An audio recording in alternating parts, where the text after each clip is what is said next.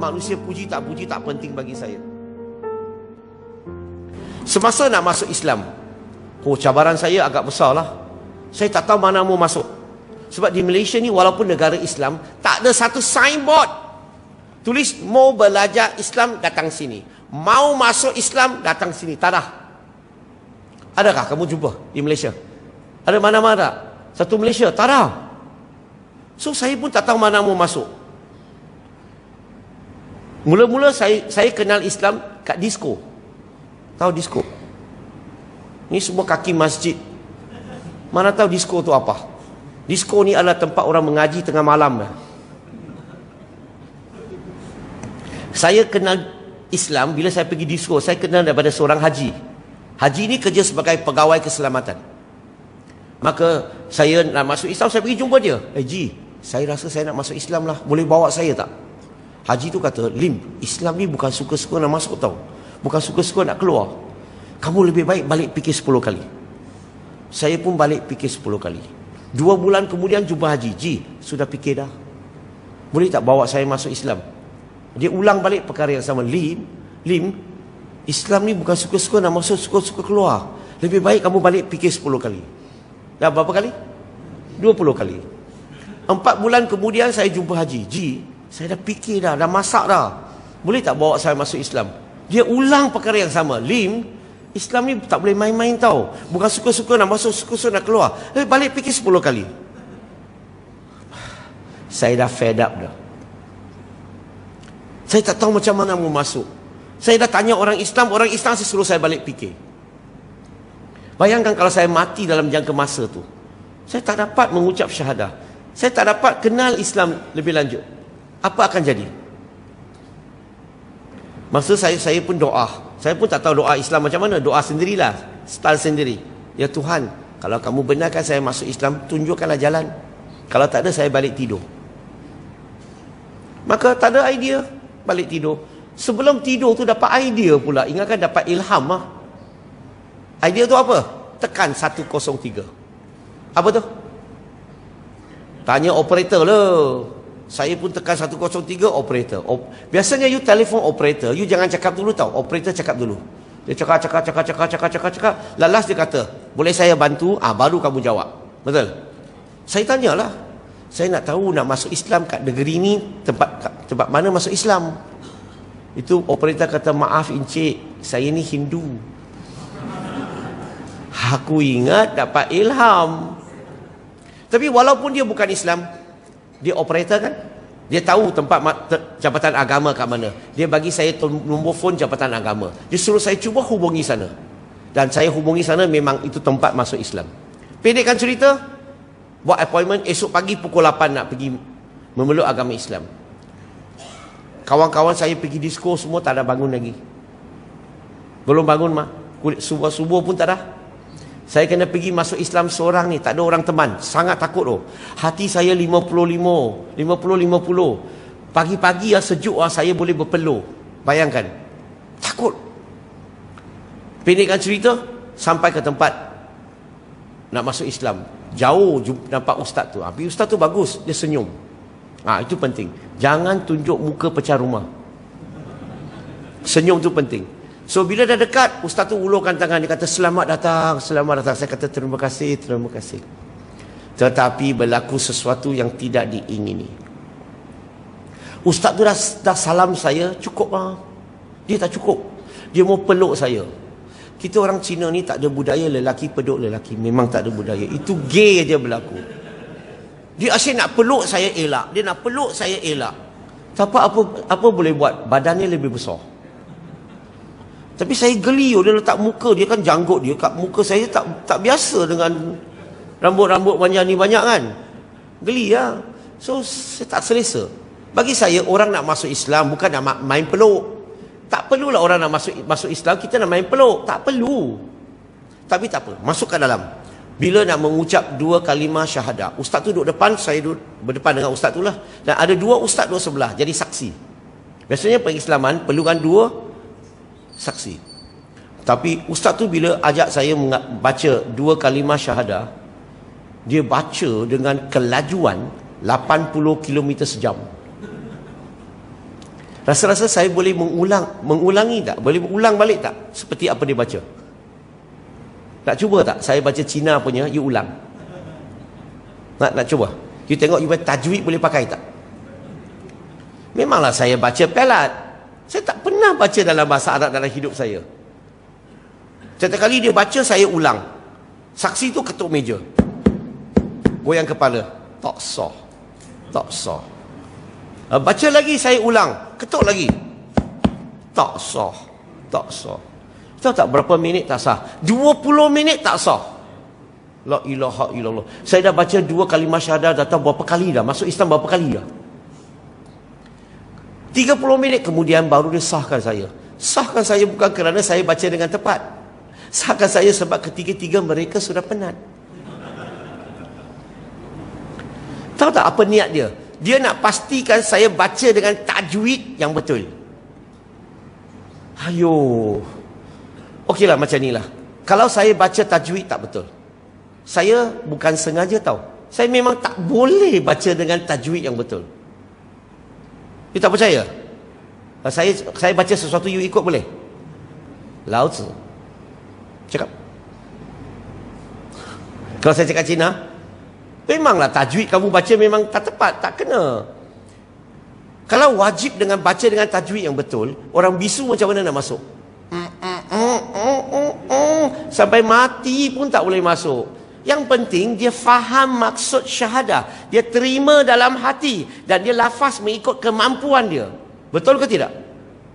Relax kalau baca tajwid tak betul, tak payah ulang sampai 30 minit. Bukan main susah. Lepas syahadah, ustaz tu bincang dengan saya. Sekarang kita nak bincang tentang potong. Aku baru 30 minit takut nak mati, nak cederakan aku lagi. La ilaha illallah. Saya tanya ustaz, sakit tak? Biasalah, masa saya 20 lebih tahun. Bukan kanak-kanak. Saya sakit tak? Tak ada sakit, tak ada sakit. Macam semut gigi aja. Otak dia 3 minggu sakit. Tak ada sakit. Sakit. Saya tak boleh lupa itu ustaz punya muka. Sampai sekarang, sampai akhirat nanti siap dia. Dia kenalkan aku kat dunia ni So lepas dah syahadah,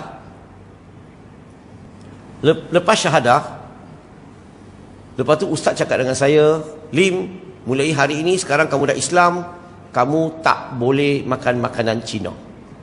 La ilaha illallah. You kena makan makanan Melayu. Saya pun percaya ustaz, saya ikut. Tapi masalahnya saya kat rumah, kita tak makan pedas. Bubur, mi sup, steam ikan, itu makan makanan yang tak pedas. Tapi hari-hari saya kena makan makanan Melayu, bukan tak sedap. Hanya saya tak biasa. Dia semua, betul tak? Kari, sambal, apa lagi? Asam pedas, pedas semua tu. Ayo. Saya terpaksa makan makanan yang saya tak biasa. Tahu tak apa berlaku? 6 bulan tahu. Cherry berry. Ini bahasa orang putih. Sebab perut tak selesa. Bagi saya, permudahkanlah. Jangan susah-susahkan. Beri berita baik, jangan menakut-nakutkan. Kerana mereka dah hijrah. Cabaran besar, mak bapak marah, halau, pukul. Betul? Cabaran besar. Kena makan makanan yang dia tak biasa makan. Cabaran besar. Mak bapak tak bagi balik rumah, halau, putus hubungan. Cabaran besar. Mereka nak cari, nak hidup, nak belajar dan sebagainya. So mereka akan melalui banyak tekanan. Dahlah tekanan banyak, kita nak tambah tekanan lagi. Okey, saya akhiri dengan satu cerita. Semasa saya nak nikah, saya tak tahu cara nikah Melayu macam mana. Selepas masuk Islam, tengok wayang-wayang Melayu baru tahu. Rupa-rupanya orang Melayu ni bila nak nikah ni, dia hantar wakil pergi jumpa itu keluarga bakal isteri lah. Betul lah. Dan Melayu pula dia ada caranya. Dia bukan pergi sana terus bincang tau, tak ada. Orang Melayu ni dia akan bincang perkara-perkara lain dulu. Burung berkokok, ikan berlaga, dia akan bincang perkara semua, cakap perkara yang tak penting. Hanya bila nak balik, sebenarnya hasrat kami datang. Oh, baru nak start. La ilaha illallah. Saya masih ingat lagi, saya pendekkan ceritalah. Susahnya saya nak cari keluarga angkat, saya tak ada keluarga angkat. Dan dapat keluarga angkat punya, pemikirannya lain macam. Bila nak nikah, keluarga angkat saya boycott. Mereka tak nak pergi. Mati aku. Sebab apa? Dia kata saya tak pakai baju Melayu. Dia kata saya tak bawa keris. Saya mana tahu. Dia kata kalau nak kami ikut, dia marah saya setengah jam. Orang-orang Melaka ni kena maki setengah jam ni. Lepas tu dia kata, cakap mana mak saya mau cari baju sekarang. Dia kata kalau macam ni you pergi, kami tak nak pergi. Oh, tak ada keluarga angkat, macam mana mau nikah? Pendekkan ceritalah, saya nikah ni lain macamnya. Orang yang ambil dulang ni tak pernah berlaku di Malaysia, hanya saya saja, lelaki. Sebab itu mu'alaf datang semua lelaki, tolong ambil dulang. Time nak nikah tu lagi teruk. Juru nikah tu minta saya baca khutbah. Astaghfirullahalazim. Saya tak pernah, dia bagi saya teks dalam tulisan Jawi. Saya tak pernah belajar tulisan Jawi. Kalau bagi kau Cina kau boleh baca lah, bagi orang putih kau boleh baca, bagi Melayu pun boleh baca, tapi bagi kau Jawi macam mana?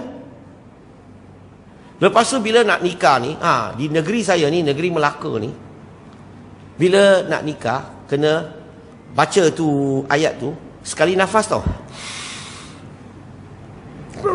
Baca. Kalau 2 kali nafas tak sah. Saya tak tahu sini macam mana. Halo? Dan saya lepas tu itu berapa banyak kali tak sah. Saya fikir balik, kenapalah Islam macam ni? Saya masuk Islam 30 minit tak sah. Nak nikah pun tak sah. Mati tak tahu sah ke tak sah. Kenapa kita nak menyusahkan? Kenapa tak permudahkan? Kadang-kadang inilah cabaran-cabaran peringkat yang akan dilalui oleh sebahagian mu'alaf. Saya tak kata semua ya, hanya kata sebahagian mu'alaf yang tak ada orang bersama dengan dia, ajar dia, bimbing dia sehingga dia berumah tangga, sehingga dia dapat selesai tentang pernikahan ini semua. Sebab itulah saya memerlukan muslimin muslimat, kalau boleh anjurkan khusus latihan dakwah, khusus latihan bimbingan mu'alaf, supaya kita semua ada ilmu, boleh bantu Jabatan Agama, boleh bantu Jabatan Mufti, boleh bantu NGO lain untuk menjaga, mendidik mu'alaf. Akhir sekali, apa yang kita lakukan semua ini apa tu? Supaya kita dapat pahala. Kita dah mati pun dia dah amalkan Islam, dia belajar, dia baca Quran, kita dapat pahala tak? Dia ajak anak dia, kita dapat pahala tak? Kita sepatutnya duduk di dunia ini, cuba cari seberapa banyak pahala yang boleh. So, saya akhiri bagi diri saya.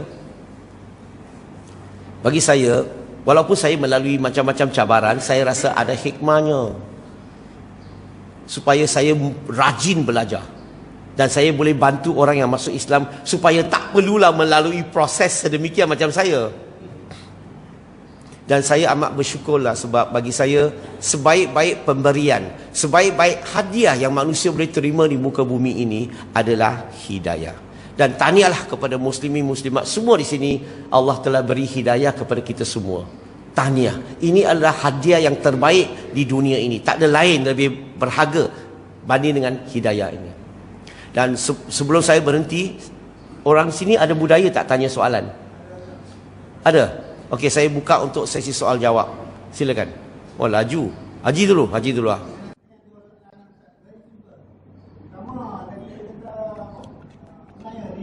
Pakai mic. Orang yang ribet ni kata dari masa ke masa tinggi daripada 6,000 ke sehingga ini 10,000 juga. Awak yang keluar agama Islam.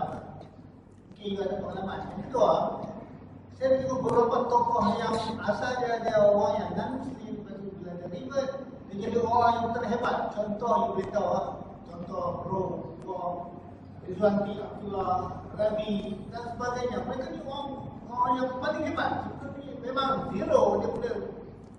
Dari upaya dia jadi lebih hebat, malah lebih hebat daripada orang yang dah asalnya Muslim. Dua soalan itu. Okey. Orang yang murtad tu, yang masuk Islam tu, nak keluar Islam tu macam mana? Okey. Dia boleh pecah kepada kategori. Kan ingat lagi saya sebut tadi, Ada sebahagian masuk Islam sebab nak kahwin. Kita cepat-cepat bawa dia daftar masuk Islam, cepat-cepat nikahkan dia, dan lepas tu kita lepaskan dia. Kita tak ada follow up lagi, tak didik, tak bimbing. Dan golongan ini, dia punya peluang untuk keluar Islam amat tinggi. Sebab apa? Bila cinta itu sudah melekat. Jadi bila cinta itu sudah tak jadi, dia kekal dalam Islam untuk apa? Sebab Islam belum masuk dalam dirinya. Kefahaman Islam belum masuk lagi. Tauhid belum dibina dengan baik lagi. Maka inilah yang akan berlaku. Yang kedua, tercicir. Orang yang masuk, tak ada orang pergi follow up, tak ada orang pergi peduli. Kadang-kadang mereka menghadapi cabaran, kita tak pergi cari jalan untuk bantu mereka. Maka itu yang juga akan rasa kecewa terhadap agama Islam. Yang ketiga, kadang-kadang mereka tanya soalan. Tanya lebih sikit, kena marah. Banyak tanya, iman lemah. Dia nak tanya, dia nak tahu. Dia bukan sengaja nak mempersoalkan agama Islam. Dia nak faham. Tapi kita pula marah. So kadang-kadang dia tanya soalan, banyak soalan tanya tak ada jawab, dia simpan bawah kapet ni. Dia simpan. Lama-lama banyak soalan yang tak terjawab. Maka apa jadi? Dia mula mempersoalkan Islam. Barulah orang yang nak keluar daripada Islam.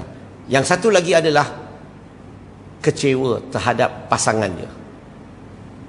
Bila dah cerai, tahu tak sebahagian besar mualaf wanita Cina kalau kahwin dengan Melayu, dia punya percentage ni sangat tinggi cerai. Sangat-sangat tinggi. Sebab kita tak belajar untuk mengenali budaya satu sama lain. Dia cultural shock. Wanita Cina dia tak macam wanita Melayu. Wanita Cina ni dia lebih kepada career minded. Dia lebih aktif dalam kerja, cari rezeki. Dia akan pergi buat kerja ni, akan pergi jumpa orang, dia aktif. Wanita Melayu tidak. Dia dah nikah, oh saya duduk rumah jaga suami, jaga anak. Cina tak boleh. Dia budaya berbeza. Oh sebelum kahwin semua okey, selepas kahwin oh tak boleh, ni tak boleh, halang. Maka dia mulalah jadi masalah. Tapi poin saya adalah murtad di Malaysia ni sangat minimum. Sangat-sangat minimum. Yang murtad majoritinya langsung tak faham Islam. So bagi saya dia bukan murtad. Dia hanya daftar masuk Islam dan dia nak daftar keluar Islam bukan kerana dia faham Islam, tauhid tu betul, dia nak kembali kepada syirik, tidak.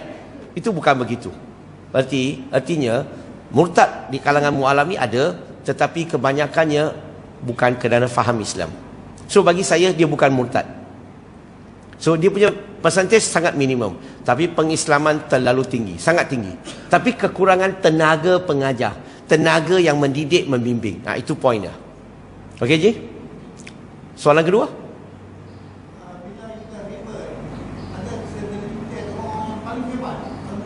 Oh, dia macam ni.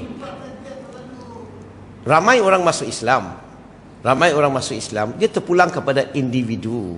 Sama ada mereka ni berterusan belajar, berterusan mengkaji, okey, dan berterusan untuk berkongsi. Okey, dan ilmu dia akan meningkat. Macam saya cakap tadi, mualaf di tempat saya mereka akan ikut kelas saya tiap minggu. Lepas tu habis mereka akan belajar diploma.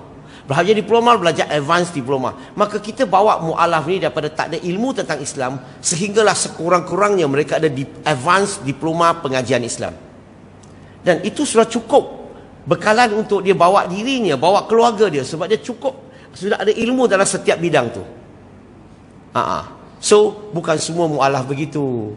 Hanya ada segelintir yang belajar mengkaji macam Farid Ravi. Hebat betul kan? Oh, dia punya saya rasa saya sampai mati pun tak boleh baca Quran macam dia. Saya selalu baca, anak saya ketawa, dia kata you punya baca memang pelat dah, dia kata. Okey, macam Muhammad siapa nama ni? Muhammad Fitri. Tahu Muhammad Fitri Abdullah. Oh, dia ni memang hebat. Kita ada lagi siapa? Kita ada Syakirin, kenal? Sangat hebat. So kita ada ramai mualaf yang sangat-sangat hebat. Tapi berapa ramai?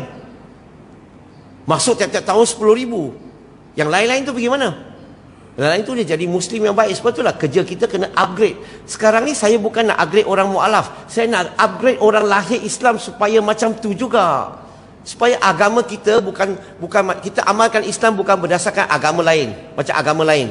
Mereka serahkan semua agama kepada padri lah, kepada sami lah, kepada apa-apa tanya dia. Sepatutnya kita belajar sendiri. Kita sendiri boleh faham apa itu ulumul Quran, ulumul hadis, apa itu sirah, apa itu fiqh, apa itu akidah, apa itu usul. Kita belajar, kita kaji.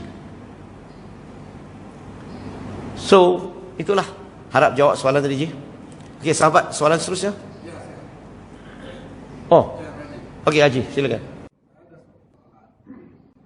Di dalam keluarga saya, kami belajar sekolah Cina daripada kecil sampai bersalah.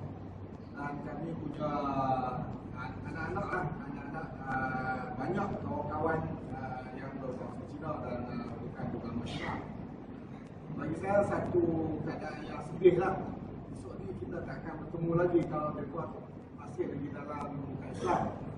Jadi saya ingin bertanya dan ingin mendapat satu idea lah. Macam mana kita nak approach budak-budak ni? Okey. Setiap kali kalau anak saya balik, mereka akan berhimpun di raya-raya dan mereka dah buat mereka ni macam anak-anak kat saya. Macam mana saya nak sebut? Saya pun istilah tu saya tak berhenti nak sebut dalam bahasa Cina. Saya hanya asasnya. Okey. Macam mana kita nak approach yang kawan-kawan kita yang belajar kat sekolah Cina? Dia sebenarnya ada caranya, tapi perlukan masa panjang mah. Haji. Ada tulisan ke ataupun buku? Tulisan you nak faham susah. Just tulis, saya biasa tulis secara akademik. Saya cakap lebih senang you nak faham. Dia macam ni, Ji. Kalau boleh kita anjurkan khusus. Ajak orang Kedah, yang Al-Ustaz, kita buat khusus latihan, tapi tak boleh buat kat masjid. Dia kena buat dekat dewan yang ada kerusi duduk, ada aircon, ada whiteboard. Maka kita belajar. Saya akan tunjukkan cara-cara. Saya terangkan tak cukup, Ji. Saya boleh terangkan macam mana mau cakap. Tapi percaya kata saya, you tak boleh ulang balik apa saya cakap. Apa yang saya akan buat adalah bila saya ajar, saya akan bagi masa kamu hafal. Ikut sebiji saya cakap. Hafal sampai sangkut. So bila dah sangkut, bila kamu jumpa non-Muslim, kamu sudah boleh cakap. Tak ada pilihan lain. Suruh kamu design sendiri tak jalan. Suruh kamu design sendiri, kamu cakap berterabur, tak teratur, kelang kabut, orang tak boleh faham. Sebab itulah cara paling dekat senang adalah hafal skrip. Ada cara, Ji, tapi saya tak ada masa yang saya boleh buat keterangan ini sebab makan masa. Okey? Kalau boleh kita anjurkan satu program khas untuk latihan dakwah. Okey? Sekurang-kurangnya 2 hari lah. Itu fasa pertama. Kemudian kita buat fasa kedua, ketiga, keempat, kelima, ke-10. So kita belajar sehingga kita mahir dalam dakwah. Semua perkara yang kita nak tahu, kita boleh jadi mahir kalau kita belajar. Ya, silakan. Boleh tak konsep? Saya tahu boleh connect ke Ayah Sofia Center. Saya tahu buku kita saya pasti boleh kenal buku kita Indonesia. Bagi dia mic boleh tak? Boleh tak bro? Konsep debate buat dekat sini. Macam yang Konsep apa? debate macam Debate. Okey. Steven, Doni Tan Puan. Dekat sini boleh buat. Sebab mereka lah ni, mereka boleh tarik Muslim. Ramai. Bukan Muslim aja. Mu'alaf, para mu'alaf yang boleh tarik. Boleh tak konsep tu bawa ke sini? Boleh. Bro, Boleh. Steven, Doni Tan, Boleh, saya kenal mereka. You kena faham di Indonesia dengan Malaysia tak sama keadaan. Di Malaysia ni, kenapa you tak dengar saya cakap dalam social media? Sebab di Malaysia tak boleh. Dia akan jadi masalah. Tapi sana lebih teruk. Saya tahu. Lebih ramai masuk Islam disebabkan Steven, Sahabat, saya tiap-tiap bulan di Indonesia. Saya yang pergi melatih kumpulan pendakwa di Indonesia. Minggu depan saya akan berada di Makassar. Saya akan melatih orang pendakwa di situ di sebelah timur Indonesia, melatih pendakwa-pendakwa di situ selama 12 hari. Poin saya di sini, dia kena faham. Bro, kenal ya Yahya Waroni? Tak kenal. Dr. Yahya Waroni. Tak kenal. Tapi Donita saya kenal. Buku kita sudah. Poin saya di sini adalah yang you nak dengar apa yang you nak belajar apa yang mereka cakap betul. Saya boleh ajar. Tetapi secara tertutup, tak boleh rakam, tak boleh buat live, tak boleh share. Kamu belajar dalam tertutup, semua saya boleh cakap. Tetapi secara terbuka tak boleh. Di Malaysia tak boleh. Kenapa? Sebab nanti mereka komplain banyak tempat yang saya tak boleh bagi ceramah lagi. So, kita kena faham keadaan situasi di Malaysia ni. Kita berbilang kaum, bermacam-macam agama. Kita juga kena belajar sensitivity. Seberapa yang boleh elak daripada menyumbang kepada huru-hara dalam masyarakat kita. Sahabat, spelling sana apa? Indonesia. Spelling kita apa? Malaysia. Kita ada sultan tau. Kita ada agung tau. Mereka ada sultan, ada agung. Kita setiap negeri undang-undang berbeza. Agama contohnya. Tapi dekat sana lain. Dekat sana orang Islam boleh keluar Islam. Malaysia tak boleh keluar. Kenapa kamu tak cakap, kenapa sana boleh, sini tak boleh? Kita kena faham keadaan berbeza, budaya berbeza. Kita kena adjust budaya itu. Adjust pendekatan tu menyesuaikan keadaan itu. Kita tak boleh kata, di barat semua boleh, kenapa Malaysia tak boleh? Tak boleh lah. Itu barat, ini Malaysia. Malaysia ada undang-undangnya, ada caranya. Maka kita kena hormati undang-undang yang ada. Kita jalan mengikut undang-undang, tetapi kita, kalau you nak tahu perkara itu, datang kelas saya. Secara tertutup, saya ajar kamu semua. Dan saya ajar apa yang mereka tak cakap. Okey? Sebab setiap kali bila saya bagi ceramah, jarang-jarang saya cakap ceramah tu mengikut kepakaran saya. Sebab perbandingan agama. Dan di Malaysia ni susah nak cakap. Sebab kena berlapik, kena jaga hati, kena macam ni, macam tu. So, itulah kita kena terima realitinya. Keadaan Malaysia begitu. Kalau tidak, nanti akan jadi banyak masalah. Wallahualam bro.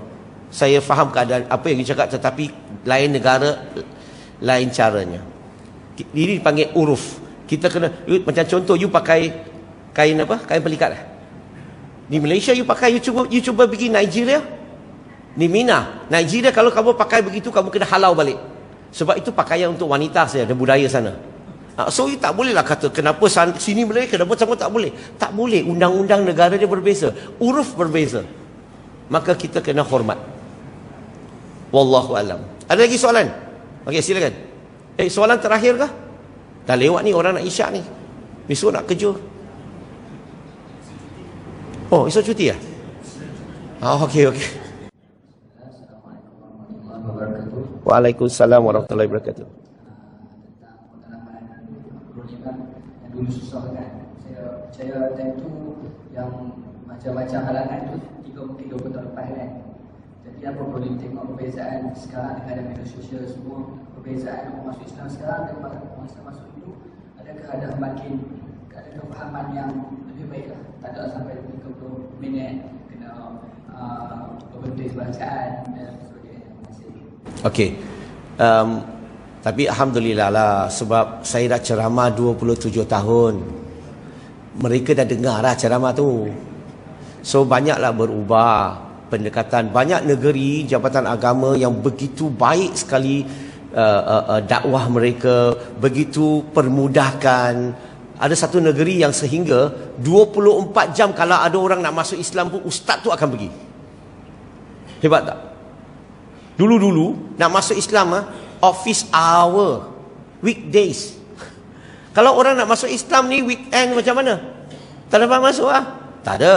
Sekarang kebanyakan jabatan agama, mereka kerjasama dengan NGO, sama-sama kita gerakkan kerjasama untuk follow up, untuk mengislamkan, untuk permudahkan. So sekarang ni alhamdulillah, kebanyakan cabaran yang saya hadapi tu sudah kurang, seolah-olah tak dengar lagi. So itu dulu. Tetapi cabaran baru mereka hadapi berbeza. Cabaran baru adalah kita publikkan, kita tunjukkan gambar pengislaman mereka dan sebagainya. Itu dulu zaman saya tak ada, social media tak ada sangat. Sekarang ni ada. So keadaan berubah, cabaran dia berubah. So kita kena bagi pandangan baru, idea baru untuk mengelakkan perkara ini. Okey sahabat? Wallahu alam. Okey. Nanti dulu saya nak tanya berapa soalan saya boleh ambil. Saya tak kisah, saya kesian tua-tua ni. Ya, silakan. Waalaikumsalam warahmatullahi wabarakatuh.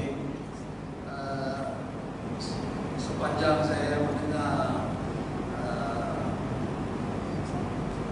ceramah tadi, kesimpulan yang saya dapat ialah masyarakat Melayu secara amnya mengamalkan Islam sebagai satu proses beribadah sahaja, tidak mengajar, tidak berdakwah. Dakwah bagi masyarakat Melayu ini sangat luas. Dia pentingkan apa yang dia akan dapat. Dia untuk diri dia sendiri, very selfish, dengan harapannya dia nak dapat pahala banyak masuk surga. Orang lain dia tak pergi. Itu yang kita tengok lah, apa yang berlaku. Dia datang beribadah, dia baca Quran, dia berwirid dan sebagainya, mengabdikan diri, beribadah sepanjang masa. Tetapi proses untuk mengajar, memujuk dan membimbing rakan-rakan kita tak ada. Dakwah tak ada. Berbanding dengan agama-agama yang lain, mereka ada missionary. Mereka contohnya macam Kristian yang masuk ke kampung-kampung asli, mereka berdakwah. Tapi masyarakat Islam di Malaysia ni, kalau tak ada, kalau ada pun sedikit sangat, dan hanya menggunakan agensi-agensi kerajaan yang mereka tu makan gaji. Kalau tak, kalau sukarela dia tak apa. Dia bekerja untuk agama, orang tak pakai. Itu bukan dakwah tu, itu apa, untuk menyerah diri dan sebagainya. Jadi maksud saya di sini adalah Soalannya apa pandangan Dr. Lee tentang keadaan masyarakat Islam sekarang ni yang lebih kepada beribadah untuk menuju ke alam yang lain satu, berbanding dengan keperluan yang brother sebut tadi, bahawa kita perlu ada usaha untuk mengimarahkan agama, untuk mengajar supaya lebih ramai lagi orang faham. Saya setuju dan tak setuju. Setuju, saya tak nafikan. Saya tak nafikan ada sebahagian orang Islam, okey, kadang-kadang kita tak boleh salahkan Melayu. Sebab Islam di Malaysia ni bukan disebarkan melalui dakwah. Dia lebih kepada dulu-dulu kan kita tengok asalnya, kalau sultan masuk Islam, rakyat masuk Islam, maka Islam diamalkan satu agama turun-temurun, keturunan.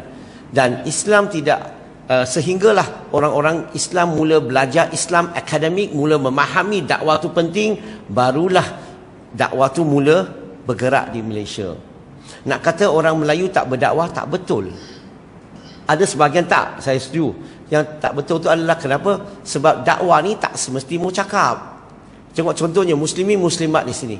Kamu semua ni orang Islam yang baik. Kamu mempunyai akhlak yang baik. Akhlak kamu telah menyampaikan dakwah kepada golongan bukan Islam. Kadang-kadang, betul? Sebab dengan akhlak yang baik, orang nampak Islam melalui kita. Kita juga ada ramai sebenarnya orang Melayu, sebenarnya mereka terlibat dalam secara indirect. Apa maksud indirect? Sebab orang Malaysia, orang Melayu ni paling kuat infak. Kadang-kadang dia bagi RM1, RM2 untuk dakwah. Itu dakwah juga. Okey? Kadang-kadang kita bagi risalah. Edarkan risalah, itu dakwah juga. Ada terlibat. Hanya terlibat dalam sudut berdakwah, berdialog, berdebat, itu kurang sikit. Sebab kebanyakan orang Islam di Malaysia, sebab mereka mahir dalam Quran, hadis, sirah, mereka mahir dalam bidang tu. Maka apa yang mereka buat adalah mereka mengajar bidang itu, biar orang yang belajar bidang dakwah dia buat dakwah. maka kita bantu satu sama lain. We complement one another. Bayangkan kalau kita tak ada ustaz mengajar dia mengaji, saya kena mengajar mengaji. Saya nak buat dakwah, kalau saya mengajar mengaji, mengajar tentang tajwid, artinya dakwah saya akan tergugat, akan slow down. Sebab itulah kita dengan ustaz-ustaz semua, ustazah-ustazah semua, kita kerjasama aja. Ustaz jaga bidang ni, jaga bidang, saya jaga bidang ni. Macam itulah Islam. So actually kita sebenarnya secara tak sengaja kita bergerak sebagai satu jemaah. Sama-sama. You tolong I tolong you. Sebab saya tak boleh mengaji. Saya mengaji memang pelat, tak bagus. Tapi you boleh mengaji dengan elok. Maka macam itulah. So tapi memang saya setuju sebahagian tu memang lebih kepada ibadah. Tak salah kadang-kadang, sebab kadang-kadang kesedaran dakwah tu tak ada. Saya nak salahkan mereka pun tak patut. So kita kena bagi kesedaran satu, lepas tu kita kena ajar dia cara, tunjuk dia cara, bimbing dia sehingga dia boleh buat. Dan itu semuanya makan masa. So satu cadangan yang bagus. Satu lagi adalah Haji sebut tadi tentang agama jiran kita, dia ada banyak missionary school. Betul? Tahu missionary school tak? Satu sekolah yang melahirkan pendakwah, missionary, berhujah, berdialog, menyampaikan. Mereka ada banyak sekolah begitu. Kita ada tak Malaysia? Kita ada pondok, kita ada tafiz, kita ada surau masjid, kita ada jabatan agama, kita ada institute, college, university. Tapi kita tak ada missionary school. Malaysia. Alhamdulillah, 2 tahun yang lalu saya telah tubuhkan satu missionary school. Yang pertama di Malaysia. Namanya dipanggil Dakwah Academy International. Pergi Wangsa Maju Kuala Lumpur, ziarah kami. Kami ada bangunan 3 tingkat khas untuk latihan.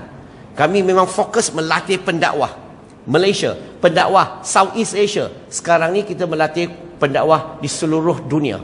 Bawa mereka masuk ke Malaysia, latih mereka sekurang-kurangnya 1 bulan penuh. Sehingga bila mereka balik, mereka boleh menyampaikan dakwah dengan berkesan. Kami telah tubuhkan missionary school. Tapi perlukan sokongan kamu semualah. Ada orang yang potensi, hantar bagi kami. Contact kami, interview. Kalau dia sesuai, kami akan ambil dia untuk bagi latihan. Supaya dia balik sini, dia boleh gerakkan kerja dakwah. Betul? Wallahu alam. Ada lagi soalan? Nampak muka semua sudah mau balik mah. Saya nak tanya satu soalan. Okey. Sebab Rolim ada cakap tentang the beauty. So saya nak tanya Rolim, apakah beauty of Islam di sudut dan kacamata Rolim yang boleh tertarik? Sebab saya macam Rolim cakap dulu, 103 yang kat tu hidup. Saya bisa berhadapan bila pegawai bank tanya saya, enom zakat. Zakat tu apa? Saya pun tak tahu nak jawab macam mana. Itu zakat lah. Itu apa zakat lah? Saya tak faham. Jadi saya bisa berhadapan dengan yang tak faham tentang agama Islam. Cuma saya nak tahu dari sudut kacamata Rolim, beauty of Islam yang menyebabkan Rolim tertarik. Berapa minit ada? Terpulang. Okey, saya bagi beberapa. Nak dengar ke? Okey. Letak kitab-kitab dunia kat meja. Kitab-kitab dunia, Quran. Saya tak mau sebut nama-nama lah. Okey, kitab utama dunia kita letak kat meja. Kamu nak tahu mana satu kitab daripada pencipta, mana satu kitab benar, dia perlu memenuhi syarat-syarat ini. Kalau kitab daripada Tuhan, daripada pencipta, syarat pertama adalah dia mesti ada kitab original. Tak original tak? Dengar elok-elok Kalau orang Cina cakap, kamu kena berhati-hati. Kadang-kadang dia kata original, you kena hati-hati. Sebab dia bukan kata original, dia kata original. Original daripada Cina. So jangan kena terpedaya. Macam gurau ya. Okey. So kalau kita letak kitab-kitab dunia di meja, kalau kitab tu daripada Tuhan, setuju tak? Dia mesti ada kitab yang asli, original. Setuju tak? Islam kita ada tak Quran yang asli? Ada ke tak ada? Ada. Kita ada original dalam bahasa Arab tu. Betul? Kitab agama A ada tak original? Saya tak boleh sebut nama lah live tak ada original. B, langsung tak ada original. C pun tak ada original. 1-0. Yang kedua, kitab asli itu bahasa dia mesti hidup. Majoriti kita agama dunia, bahasa asal kitab, bahasa kitab tu yang asli tu, bahasa tu sama ada sudah mati, ada yang dah mati, ada yang dalam perjalanan nak mati. Kalau buat kelas nanti tertutup, saya tunjukkanlah, tapi tak boleh buat cakap secara live. Artinya syarat kedua, Quran, bahasa Quran hidup tak? Orang cakap tak? Belajar tak? Tulis tak? Hafal tak? Debat tak? Satu dunia orang cakap. Tapi kita agama lain, dia punya bahasa, majoriti penganutnya di dunia tak tahu bahasa itu. Kalau saya boleh tunjukkan yang asli punya kitab pun tak dah guna lah. Lu tak boleh baca, you tak boleh faham, sebab bahasa tu tak cakap, tak belajar, tak tulis. 2 syarat. Quran dah memenuhi dah 2 syarat. Kita agama lain, sorry. Yang ketiga, kitab Quran dikarang zaman pengasas dia hidup, Nabi Muhammad sallallahu alaihi wasallam. Kita agama lain, kamu tak ada sumber pun. Semasa dia pengasas tu hidup, tak ditulis. Ada satu 500 tahun kemudian baru tulis ajaran dia. You boleh ingat lah 500 tahun dulu dia cakap apa? Maksud saya, Quran ditulis semasa hidup, zaman Nabi hidup, dan dihafal dan ditulis. Yang keempat, Al-Quran ajaran dia relevan, sesuai zaman Nabi Muhammad SAW, sesuai zaman kita, akan sesuai sampai hari kiamat. Saya selalu wakil Islam untuk berdialog dengan agama lain, tapi bila cakap tentang kitab, mereka tak bisa tunjukkan kitab dia mengajar ini, kitab dia mengajar itu. Mereka hanya boleh kata, agama saya, kami percaya, agama kami percaya. You percaya lain cerita, ada diajar tak dalam kitab? Saya akan sebut surah berapa, ayat berapa, hadis apa dan sebagainya, akan sebut jelas. Yang kelima ni ringkasannya. Yang kelima, kitab diturunkan tujuannya adalah untuk memberi panduan, bimbingan kehidupan manusia. Dalam Islam, isu muamalat diajar tak kita secara menyeluruh? Isu muamalat, isu pergi tandas sebelum keluar bersihkan, isu pergi rumah bagi salam, isu peperangan apa undang-undangnya, isu, semua isu ni secara muamalat ni Islam ajar kita secara menyeluruh. Tunjukkan saya agama lain mengajar muamalat secara menyeluruh. Dia tak ada, dia sikit-sikit. Yang paling penting, terakhir sekali, akidah. Islam satu-satunya agama yang boleh terangkan, buktikan bezanya siapa Tuhan, siapa bukan Tuhan. Ilmu mengenali Tuhan, siapa Tuhan, siapa bukan Tuhan, hanya Islam saja aja. Agama lain, sorry. Kenapa saya kata sorry? Tengok apa yang disembah sekarang. Mereka menyembah pencipta ke mereka menyembah ciptaan, manusia, patung berhala dan sebagainya? Mana satu? Mereka menyembah ciptaan. Kenapa? Sebab agama tidak ajar macam mana nak kenal Tuhan. Ini contoh, ini buat saya tertarik kepada Islam sebab Quran memenuhi semua syarat. Yang kedua, yang buat saya tertarik jelas adalah surah Al-Baqarah, surah kedua, ayat 255. Saya ringkaskannya, panjang hujannya. Majoriti orang yang beragama, apa fokusnya bila kita beragama? Apa fokus orang yang beragama? Mereka nak sembah Tuhan, mereka nak buat baik, mereka nak berjaya di dunia dan di akhirat. Betul?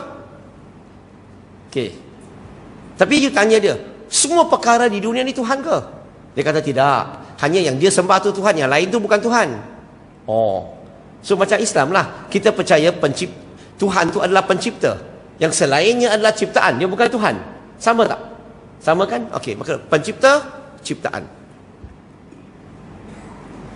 Now, dia setuju Tuhan dan bukan Tuhan, pencipta, ciptaan. Dan tanya dia, kamu tahu tak macam mana nak bezakan siapa Tuhan, siapa bukan Tuhan? Tanya dia, penting tak untuk tahu siapa Tuhan, siapa bukan Tuhan? Kalau kamu tak tahu bezakan, ada kemungkinan tak kamu nak sembah Tuhan, akhirnya kamu sembah ciptaan?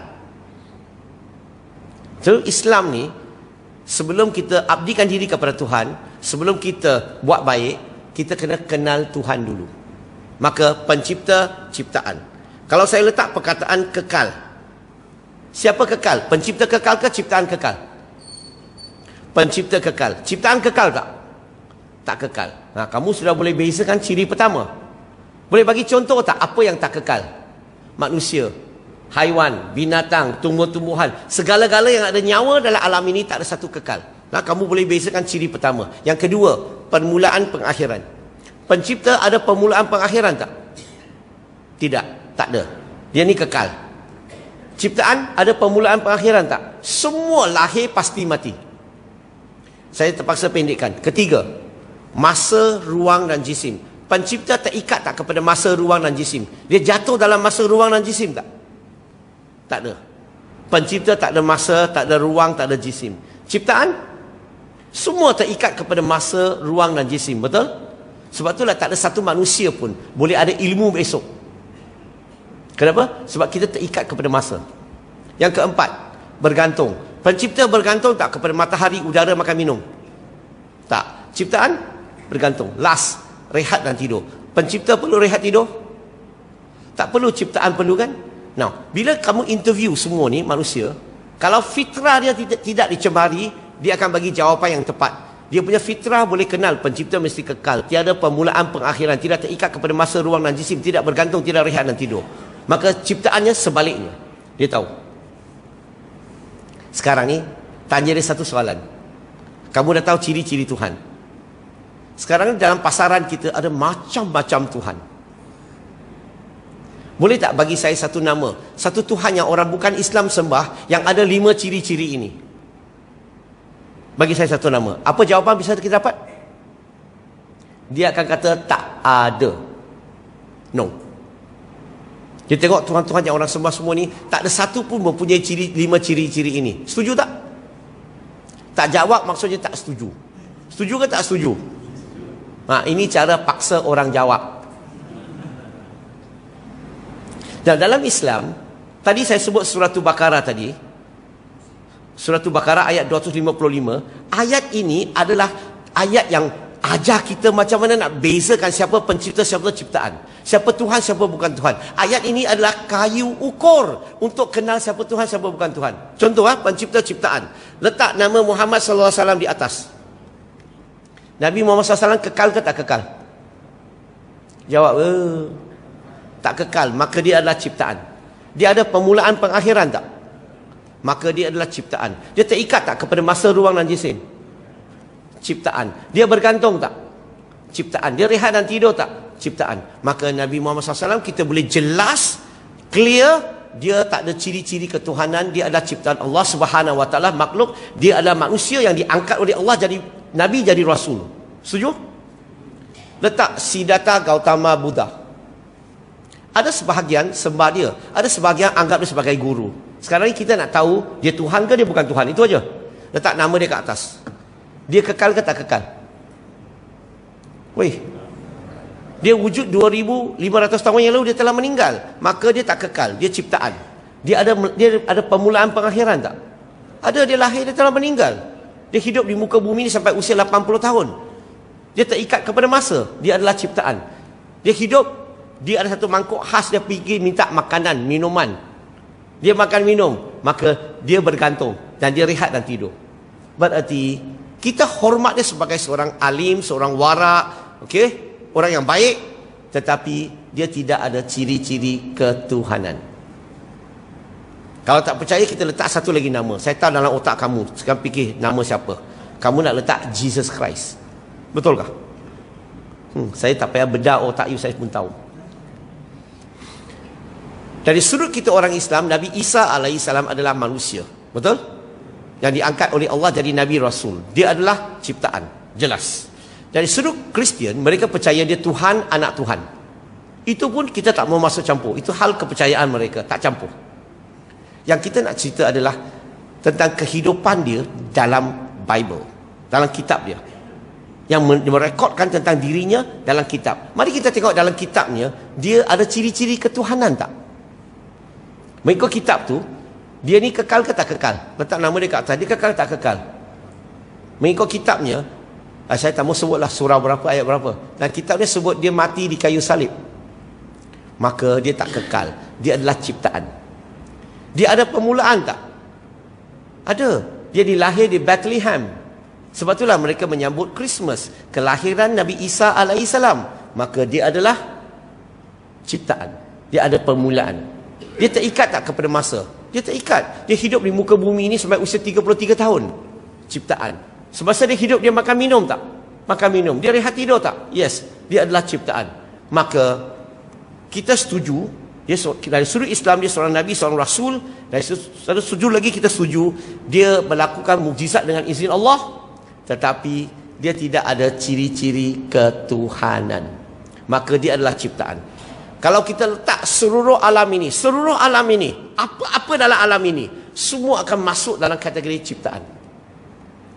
Soalan terakhir, kamu nak sembah pencipta ke ciptaan? Kamu nak sembah ciptaan tak? Tak mau. Ciptaan ni seluruh alam inilah, tak mau kan? Dalam bahasa Arab cakap apa? Bila kamu menolak seluruh alam ini, la ilaha melainkan Allah Subhanahu wa ta'ala illallah.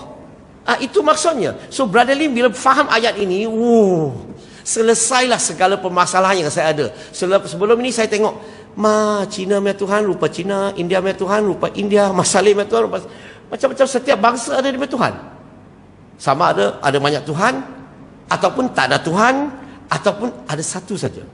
Maka bila saya baca ayat ini, baru saya tahu hanya Allah Subhanahu wa ta'ala mempunyai ciri-ciri ketuhanan. Maka dia adalah pencipta. Yang selainnya adalah ciptaan yang telah diangkat oleh manusia jadi Tuhan.